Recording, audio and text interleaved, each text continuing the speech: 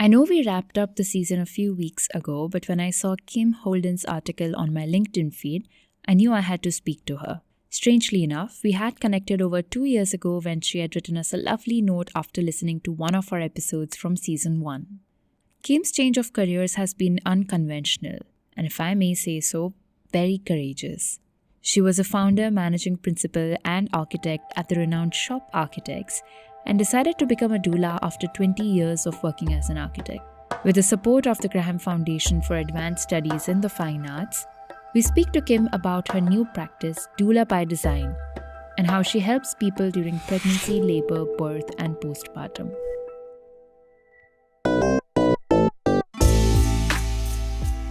I am Vaishnavi Shukla, and this is Architecture of Center, a podcast where we highlight contemporary discourses that shape the built environment but do not occupy the center stage in our daily lives.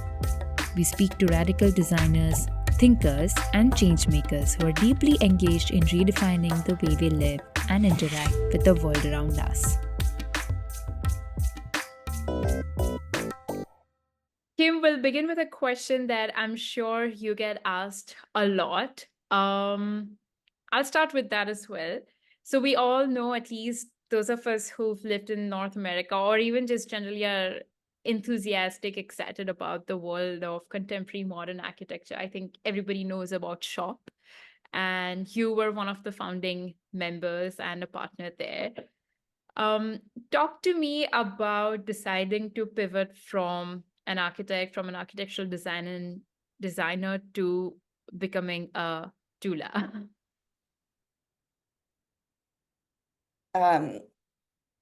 Thank you for having me, first of all.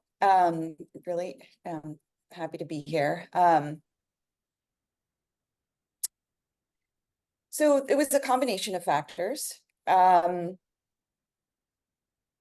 I was growing Shop, I was also growing my family. And the births of both of my daughters 5 years apart were completely transformative for me. I had a circle of support that included a midwife, a doula, my sister, my husband. And I chose a sort of alternate model of care, which was a birth center in a hospital in New York City. And I came out of both experiences with my mind blown in terms of how I felt on the other side. I felt like a superhero. I felt like I could do anything. And when in reflecting on those experiences, I kept going back to the environment that I was in. And by environment, I mean, not just the four walls and what was in them, but this support that I received from the people around me going into the birth experience, having been educated by my doula and my midwife, having a dignified experience in both cases, feeling safe, feeling protected, feeling respected. And it really stuck with me. So as I continued on in my life and my professional life and in my family life, I kept returning to those experiences during periods of challenge and just thinking, if I could do that, I can do anything. So it really stuck with me. And then around 2016, when a lot was going on in the world with politics, the election, and we had grown the firm to over 225 people. There was a lot involved in that. And I was at a point in my life where I really felt that I wanted to make a difference in some way for women, for girls. And I felt that I wasn't able to do that in my current role. So there were a variety of factors. I ended up leaving the firm and giving myself some time to sort of figure out next steps. Not really sure what I was going to do next. I knew that I kept going back to this list of criteria that I had. One was having my own business, because I had always had my own business. Another one was having the flexibility to co-parent my daughters. I was divorced at that point. And advocating for women and girls. And so I kept going back to that. And I thought, well, perhaps midwifery, but I was not at a place in my life where I was ready to go back to school for many years. And I landed on a doula. And I thought that there was a lot of opportunity to expand the notion of what a doula could do. And I saw an opportunity to somehow incorporate design into my role as a doula. So I saw an opportunity for greater advocacy. I saw an opportunity eventually to create a platform for this intersection of design and birth. I wasn't sure how I was going to do it, but once the light bulb went off, I just went all in and I did the training. I came up with my brand. I set up my website, and then I just hung my shingle and I started getting clients.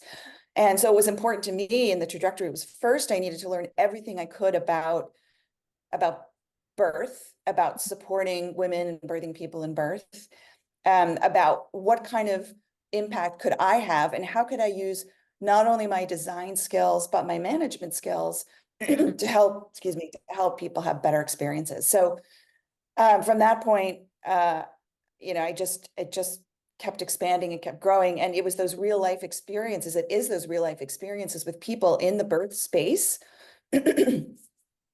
that were critical to me having an understanding of the impact that design and environment can have.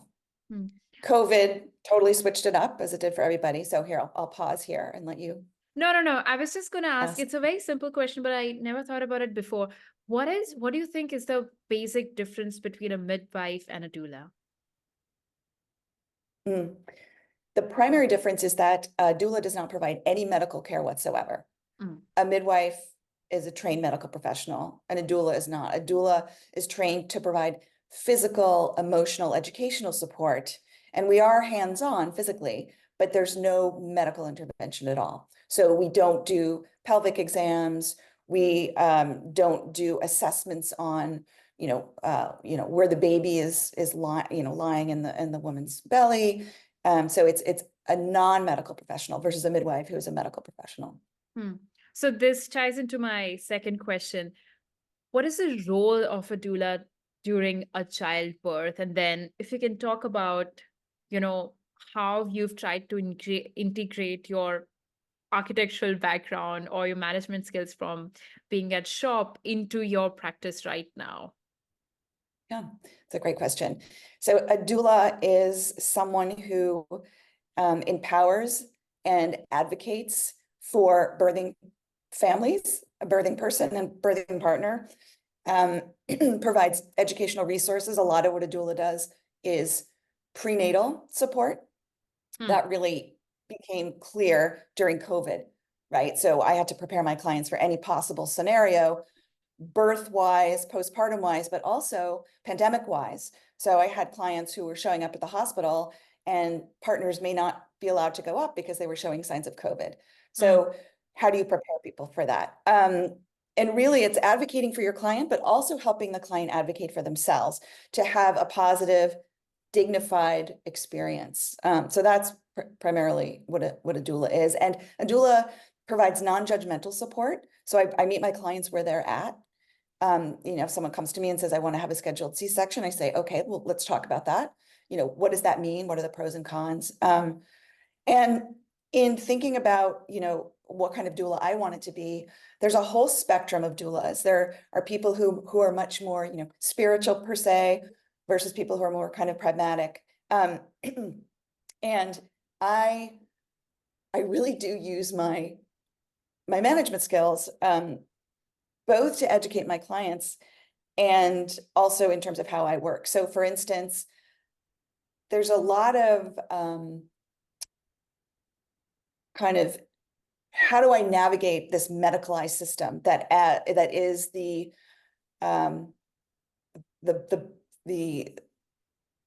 obstetrics system and the medicalized birth system in the United States. How do I manage that? So a lot of it is, how do I prepare? How do I read the room, manage what's happening in the room? How do I advocate for myself? How do I educate on what the steps are going to be? How do I foresee what the steps are going to be?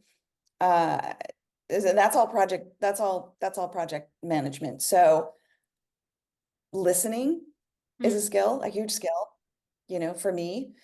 And I listen to my clients. I listen to what their practitioner or their care provider has to say.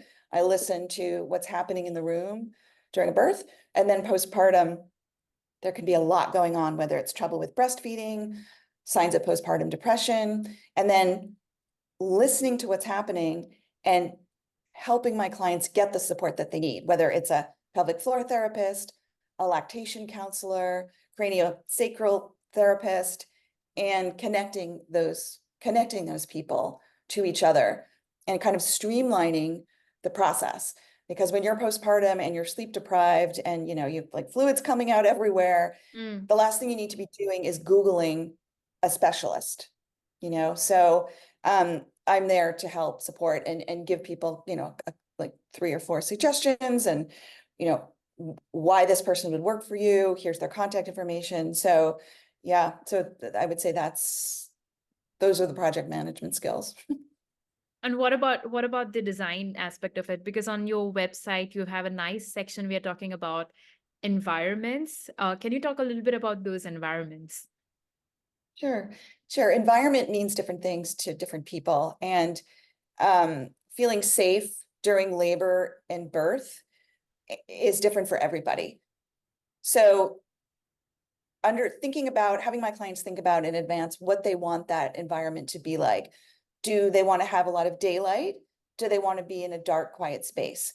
Do they want to be Will feeling safe mean that they are, monitored, having continuous monitoring? So monitoring of the contractions, monitoring of the baby, or will that create more stress? Hmm. Who do you want to have in the room? Do you want to have your mother there? Do you want to have your mother-in-law there? Do you want to wear your own clothing, or do you want to put on the hospital gown? What kind of scents do you like to have? Do you like lavender oil, or does that make you feel nauseous? What kind of touch do you like? Do you like having, some people, they don't want to have their feet touched. And going through all of this in advance, how can we transform the hospital room? And again, this goes to like, meeting the environment where it's at, meeting the birthing person where they're at. How can you transform that room? Right? Can you put, twinkle lights up? Do you want to have music? If so, like, what kind of music do you want? And also talking about, you never know who your nurses are going to be. It's sort of hit or miss. You could have someone who comes in and they're at their end of their shift. Who knows what's happened that day? They could be grumpy. How do you navigate that? Always introduce yourself. And, sometimes people don't even, sometimes care providers are so harried or hassled. They come in, they don't even say their name. They don't even say their name. And so, in the same way that you go into a business meeting and you feel a lot of stress in the room, how can you diffuse that stress? That's also part of environment. Would you prefer birthing at home, where you have your dog or your cat there, and you have your kitchen there, and you can get up and have a snack, or you can, take a bath? So talking about these things in advance, and also the relationship between the birthing person and their partner. That partner doesn't know birth very well, but they know their partner better than anyone. So talking about in real life situations outside of birth, how does your partner best support you? Is it, making you laugh? Or does that annoy you? Is it, stroking your hair? So talking about these kinds of things in advance, all part of environment. And educating my clients on the importance of that.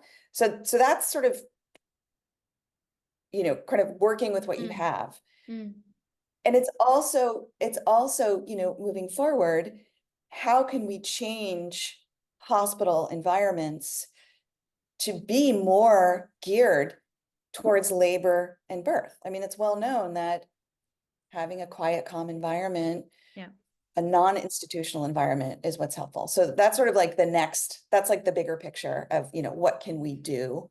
What can I do? Yeah, and to help that's change something it? I definitely want to touch upon, because in our previous discussion, you did mention the similarities in standards between hospitals and birthing centers. And I mean, considering your experience as an architect, how do you think these standards, it boils down to a guidelines, like the tick marks that you need to have. How do you think those impact the environment, or what a conducive birthing center could be? And I was just wondering if you've encountered any specific situations where you think specific modifications to these environments could have benefited the client or particular community, or I don't know, at scale, maybe even a neighborhood. Yeah, so the standards, so what I meant by the standards are similar in birth centers and hospitals, they're actually not. What I meant to say was that the barriers to opening more birth centers are that way because birth centers are often held to the same standards as hospitals. When the reality is the model of care of a birth center is antithetical to the model of care provided in a hospital for birthing people. Okay. So yeah, so birth centers, just as a sort of a general concept, they support birth as a normal life event, not something to be managed or medically managed. Birth centers promote self-care, family engagement, and support the mother-baby dyad, so the mother-baby as a unit. They've been a unit for 9+ months, and really the first hours after birth, but the first days, the first weeks, and the first 3 months, we call the fourth trimester. And the environment that you want to create for the baby should be very similar to the environment that was in the womb. So how do we do that? Birth centers and midwives and doulas support that. The model of care includes respecting human dignity of the mother and the baby and the family. Birth centers respect cultural diversity, and birth centers focus on education and promotion of health for families. So it's a community approach. It's a societal approach, and it's really about supporting. If you support the mother, the baby, the birthing partner, you're also supporting the family. Right. You're also supporting the community, and you're also supporting the society. So that's the crux of how birth centers view care. The problem comes when, and regulations are different in every state, but the problem happens when someone wants to open a birth center and they're held to the same standards as a hospital. So they are held to a certificate of need is this onerous process that people who want to open a birth center need to go through. It can take up to 10 years to become profitable for a birth center, and that's just not sustainable. The profits in the hospitals often come from the interventions that happen, right? So, and birth center model of care is that you need limited intervention. You need limited medical intervention. So therefore, there's less to bill for, right? So you have an epidural, you bill for the epidural. You're given Pitocin, which is synthetic oxytocin, which is the hormone of labor. You can bill for that. C-section, you bill a lot more than for a vaginal birth. So licensing requirements require that that birth centers must be led by a physician in certain cases, and in many cases, physicians are not trained in the midwifery-led model of care or the birth center model of care.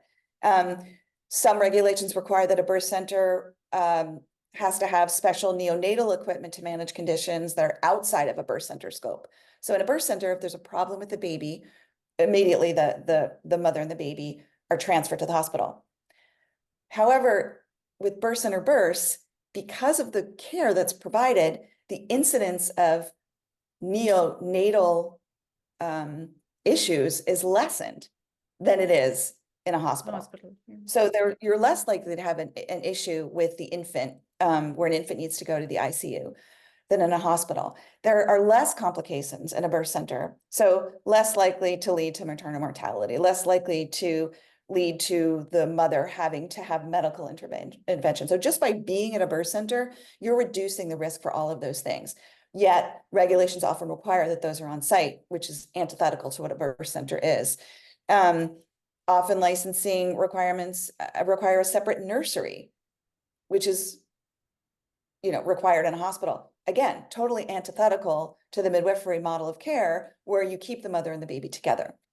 You allow that skin to skin and the family together. The beds are larger so that the partner can, crawl into bed either during labor or afterwards, so that the family is all together and the family has that chance to bond. So those are just a couple of examples of, just acknowledging that there's a complete lack of understanding when it comes to regulations and requirements for birth centers, because birth center is like the opposite of a hospital.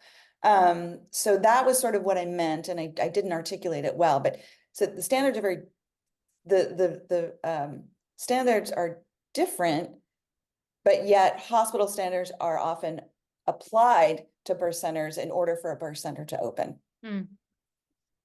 Does that Yeah, something that really I think stood out was the fact that you mentioned the size of the bed and the fact that, the partner can get in and you have the baby and, kind of create that little cocoon. This is also something that, well, now 3 years ago in the first season, when we spoke to Chris, who's a midwife, and she also spoke about this very specific thing, which is about the size of the bed and how that is very different from the one that you would have in a hospital, and just the whole ergonomics of it. And of course, she's not an architect, but I asked her to do a thought exercise on what would like an ideal birth center kind of look like, and she mentioned in like a very nuanced fashion all these little things about what if somebody wants a pool of water to give birth to, what if you want to have ropes hanging by the ceiling, what if you want a specific kind of lighting, and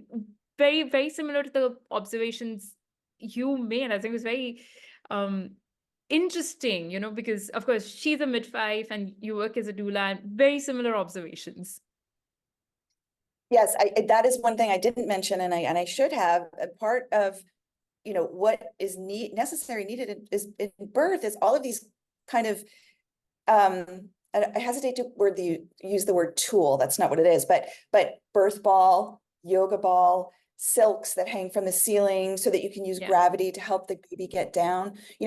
That's what should be in a labor room, because that's really what helps. The last thing you want is to be lying horizontal on the bed and not having the ability to move. So, in hospital rooms, the central focus of the room is the bed.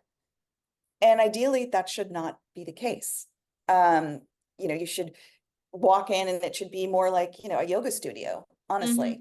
So, and sort of going back to sort of the crux of the difference between a hospital labor and delivery room and a birth center room is that a hospital labor and delivery room is designed for the convenience of the practitioner, whereas a birth center room is designed for the convenience of the birthing person, right? So, giving birth on your back is really for the convenience of the practitioner. It's like the last position that you should be in giving birth, because you're not allowing the sacrum, which is the bottom of your spine, to have flexion, which is, required for the baby to rotate and navigate and find the path of least resistance out.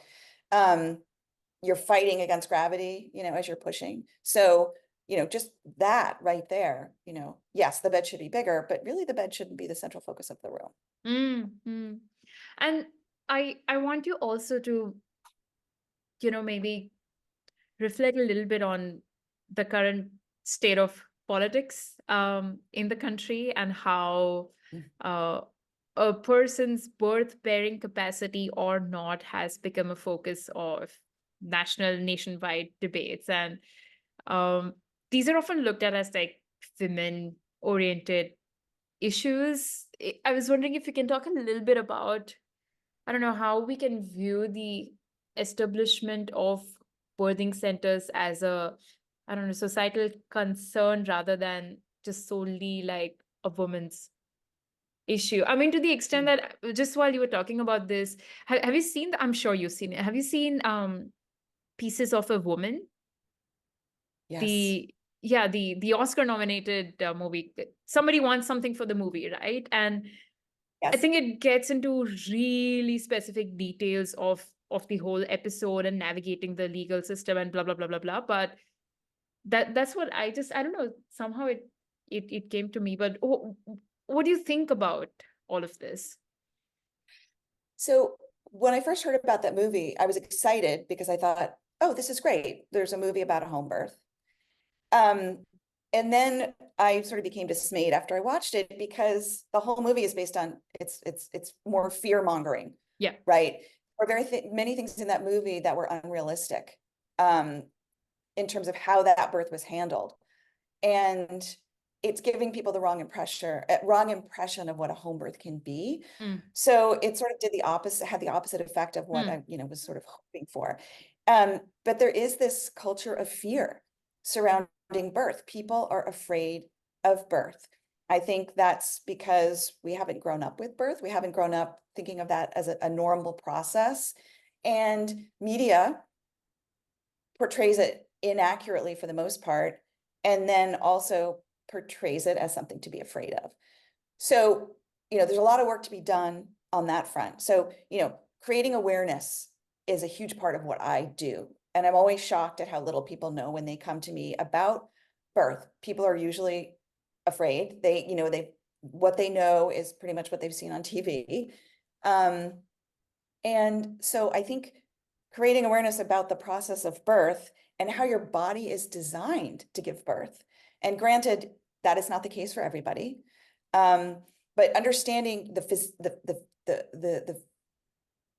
anatomical, physiological aspects of birth, the role that hormones play. When you learn about that, you're like, that is so cool. Like, oh my gosh, how amazing that, the uterus is contracting and doing this, and what's the cervix doing, and why is movement important, and why is change of position important? And once you learn that and you understand that, the light bulb goes off, right? So I think starting to create awareness, but then also taking, birth should not be a for-profit industry, because the minute you make it a for-profit industry, there's no disincentive to add these interventions, to create a medicalized chronology of birth, because the more you intervene, the more money the hospital makes, right? The other thing to consider is the postpartum period, which I often find when I'm working with clients, it's so hard for people to see past the birth. They're so focused on the pregnancy and the birth, very little attention is given to postpartum. What's the postpartum plan? What's realistic? What are the realistic aspects of postpartum? That gets into, these issues of the lack of parental leave here in the United States, lack of acknowledgement of the healing that is required after birth. I mean, you've grown a human being for 9 months plus, given birth to that human being. Your uterus is reducing from the size of a watermelon back to the size of a plum. The area in your uterus where the placenta is you have a wound the size of a dinner plate in your uterus. If that was outside your body and people saw it, I think there would be a lot more care and attention paid to the healing that birthing person has to do after the birth. So that's why there's bleeding after birth, because as the uterus contracts and reduces to the size of this, apricot or plum, every time that happens, it's like a scab being healed. So, scab will bleed and then it will scab over, it will bleed. So that's what the bleeding is. So, if in this country, women were given support after birth, they were given someone to help do everything except for feeding the baby and healing. So that's what I tell my clients, you have 2 jobs in that postpartum period, and that is to heal your body and to nourish your baby, whether that's breastfeeding or bottle feeding or whatever it is. Those should be your 2 jobs. Everything else should be done by other people in your life. It should be a community effort, and sadly it's not. And there are so many people who have to go back to work because there's no family lead. There are people who, don't have family living around them, or if they do, they don't necessarily want them to come, and leads to a higher rate of postpartum depression. It leads to stress in a partnership, stress in a marriage, because the partner needs to have support too. So if you get the new family off on good footing, that just builds a foundation for the rest of the growth of that family, for the rest of the transformation of that, the woman into a mother, and the partner into the partner, father, whatever. And that's just not happening. So there's a really weak foundation often, and that just stays with you, which is to say nothing about the trauma that many women experience during birth that stays with them forever. So, for me, a positive birth experience is not about whether you've had, your dream birth, or whether you've had exactly what your birth plan, was supposed to be. It's not about vaginal versus C-section. It's about having a dignified experience where you feel that the birth didn't happen to you, that you were an active participant in your birth. You understood what was happening. You had a voice in the decisions that were being made. You were treated with respect and dignity. That is a positive birth experience. So, preparation, having a doula, and having the supportive team in a supportive environment is what leads to a positive birth experience. So supporting the new family and doing everything we can to support women in childbirth, that leads to a stronger community and ultimately a stronger society. So creating an awareness of that, creating an awareness of how this affects not just the birthing person, but the partner and then the family, is critical to understanding why the birth model of care is important. I couldn't have I know that was a imagined lot. No, but I mean, again, I am not familiar with the process. I haven't seen anybody close to me go through the process. I mean, physically, like witnessing a birth. A lot of, I guess, most of our exposure to the thing is through the movies. And as you said, the movies kind of portrayed in a very different light. So to hear about this from your perspective kind of just was very interesting. Yeah, it never knew. I mean, at least your analogies for the size of the wound and stuff, I had no idea. Right. Um, Right. And why, and why is that? And that's the norm, one other example is in the movies, the woman's water breaks and suddenly she's like bending over in pain and rushing to the hospital. That rarely happens. The water will break. Sometimes it can take 24, 48 hours for contractions to start. And labor is long. And so, hospitals tend to try to speed it along. And that's also antithetical. But the expectation is my water's going to break. Oh my gosh, I have to rush to the hospital. So you have to sort of undo the learning as a doula to, normalize what birth is, normalize the length of time it can often take, normalize that your water breaking doesn't automatically lead to contractions right away. So there's a lot of unlearning that has to be done before learning what it really is and demystifying the process.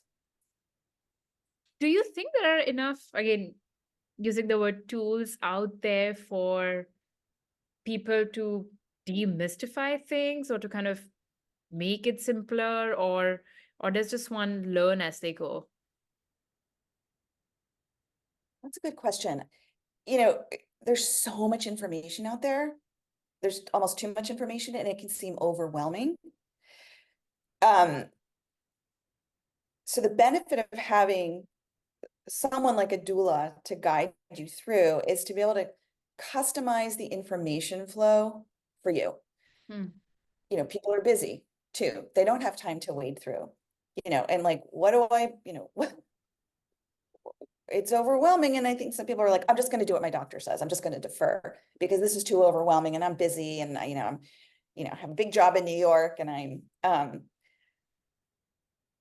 but I do think that if we started true education early, and by education, I mean, just talking about it to kids, talking about what birth is and using actual anatomical terms rather than other, words that are, babying kids and not, using the real word. So that's a start. What are we afraid of? So there's, starting early, I think is, one way of kind of creating the awareness. And I do think since COVID, there is a greater awareness of choice of environment. There's a greater awareness of what doulas are and the benefits that a doula can provide. Because the pandemic and Zoom and virtual platforms made the information and the doulas more accessible. Yeah. And maternal mortality, there's more discussion about the crisis. There have been articles, not just in women's magazines, but Wall Street Journal and, business publications and the New York Times and Fortune magazine. So there is more conversation about it, which I think is a good thing. I think now truly this season has come full circle, because somewhere in the middle of the season, we'd spoken to an artist about death, and she spoke about how we should openly discuss death, even with kids. And now I think we just come full circle about how we should openly talk about birth with kids. And it's just really about talking about these things. So as we wrap up, Kim, what's next for you? Because big architecture career, now you're working as a doula. Where do you see yourself going from here? Yeah, it's a good question. I just kind of keep on, building on what I'm doing. So, excuse me, I taught an architecture studio last semester at Yale, where the topic was the intersection of birth and design and the impact that an environment has on birth outcomes, experiences, disparities, and mortality. And it was a groundbreaking studio, one of the first of its kind. So I would like to teach more.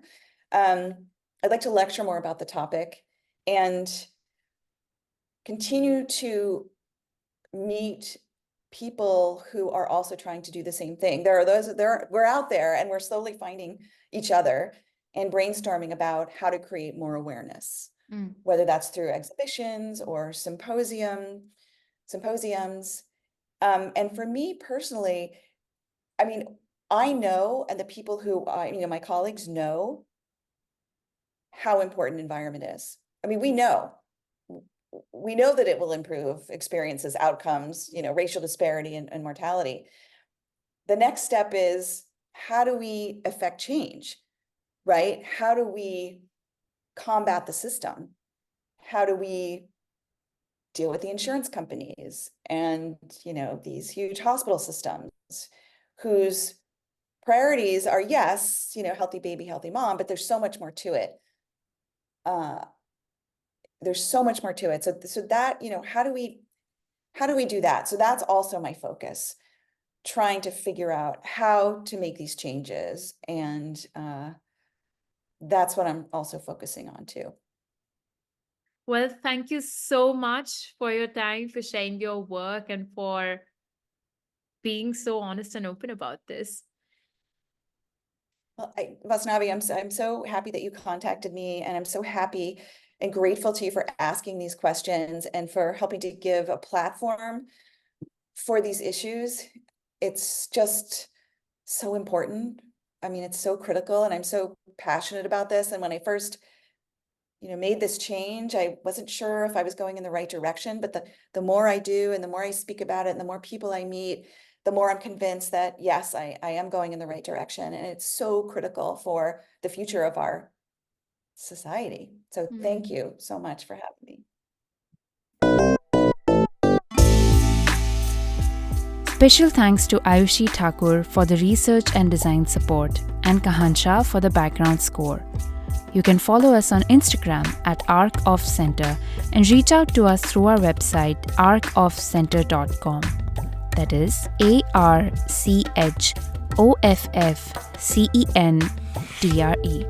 And thanks for listening.